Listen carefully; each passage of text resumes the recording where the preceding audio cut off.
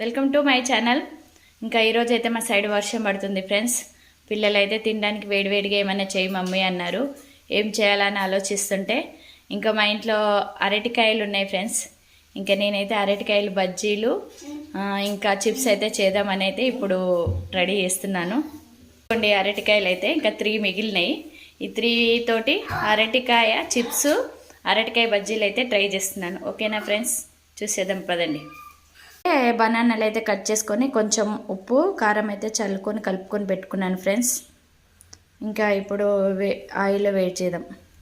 ఇదిగోండి చిప్స్ అయితే రెడీ అయిపోయినాయి. వేసేటప్పుడు మర్చిపోయాను. వేడి వేడి చిప్స్ అయితే రెడీ అయిపోయినాయి. ఇంకా ఇప్పుడు బజ్జీలు ట్రై చేద్దాం.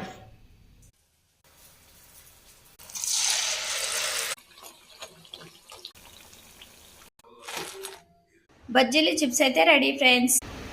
టేస్ట్ సూపర్ ఉన్నాయి ఫ్రెండ్స్. బాయ్.